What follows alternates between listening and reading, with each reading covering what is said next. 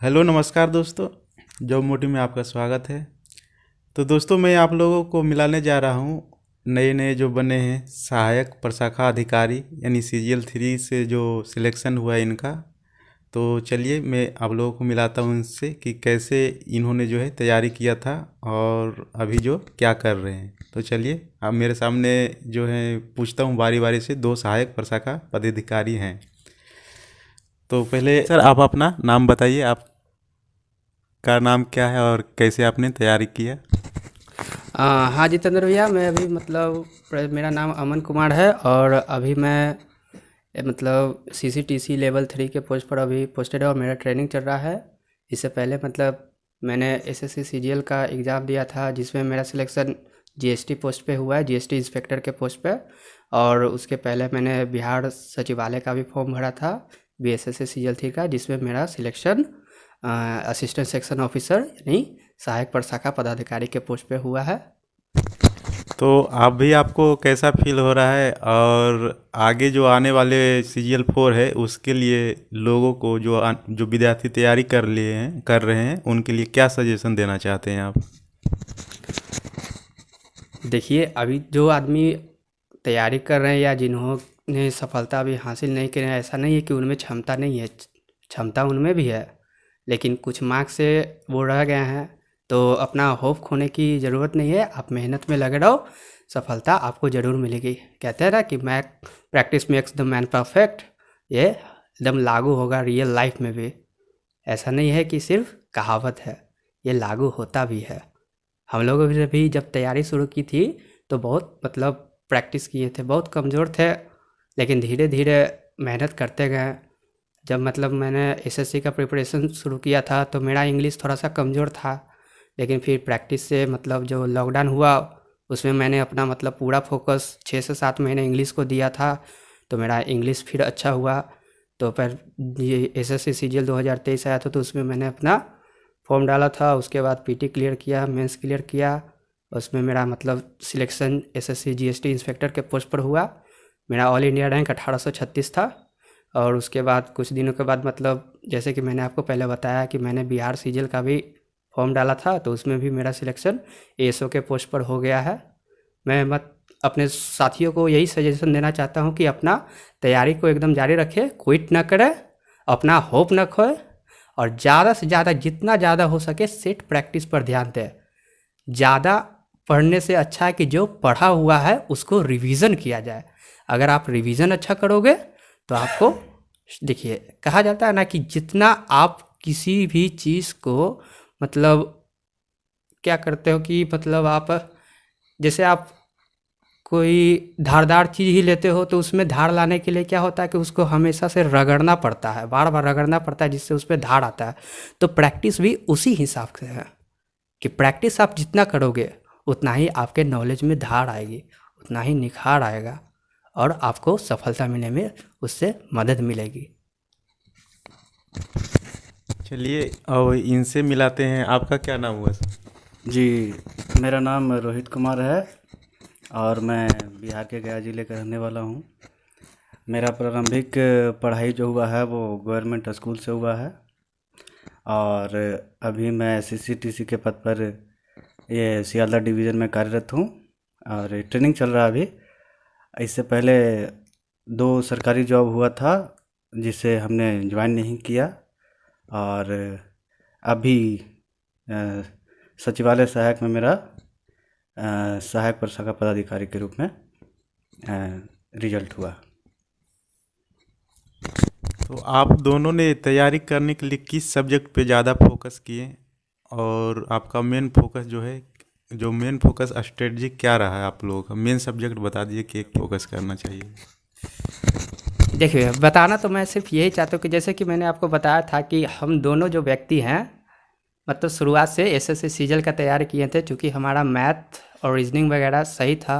और चूँकि मैंने ISC किया था, साइंस से इंटरमीडिएट किया है, तो हमारा साइंस अच्छा था। तो उसके लिए थोड़ा सा ये जो होता है दृष्टि का बुक आता है एक साइंस का, उसको मैंने पूरा कवर अप कर लिया था। और उसके बाद मैंने जो जीके के लिए लूसेंट प्रीफर किया था और स्पीडी किया था। एक टॉप स्पीड बुक आता है, उसको भी मैंने पढ़ा था। और एक्स्ट्रा में मैंने पढ़ा था एक ये क्या बोलते हैं, एसडी पब्लिकेशन का बुक आता है, उसके लिए मैंने मतलब जीके के लिए मैंने वो प्रीफर किया था और उससे मुझे बहुत सहायता मिली थी। मेरी स्ट्रैटेजी बताने से पहले मैं थोड़ा सा आपको अपने 2-4 साल पहले जो मैंने किया है उसके बारे में बताना चाहूँगा। जैसे 2011 में मैंने मैट्रिक का एग्ज़ाम दिया था और 2013 में आईएससी क्लियर किया। इसके बाद 2013 से 16 ग्रेजुएशन कंप्लीट किया बीएससी फिजिक्स ऑनर से। और इसी जब मैं ग्रेजुएशन कर रहा था उस टाइम मैंने क्लासेस लेना शुरू कर दिया सीजीएल के लिए। तो 2014 से 2019 तक हम गया में क्लास लिए हैं मैथ का सीजीएल के लिए। इसके बाद कोरोना काल आया जिसमें मुझे लगा कि नहीं, मुझे खुद भी तैयारी करना चाहिए। जब कोचिंग इंस्टीट्यूट सब बंद होना शुरू हो गया और सब लोग अपने घर में बंद हो गए, तब हमें भी लगा कि नहीं, हमको तैयारी करना चाहिए। तब अपना तैयारी हम स्टार्ट किए और मेरा सिंपल एकदम स्ट्रैटेजी है। अगर आपको ये बिहार में अगर इंटर स्तरीय एसएससी आप क्लियर करना चाहते हैं या फिर सीजीएल 4 जो आने वाला है अभी उसको क्लियर करना चाहते हैं, तो मेरा सिंपल स्ट्रैटेजी है कि आपका मैथ और रीजनिंग और साइंस कहीं से गलत नहीं होना चाहिए।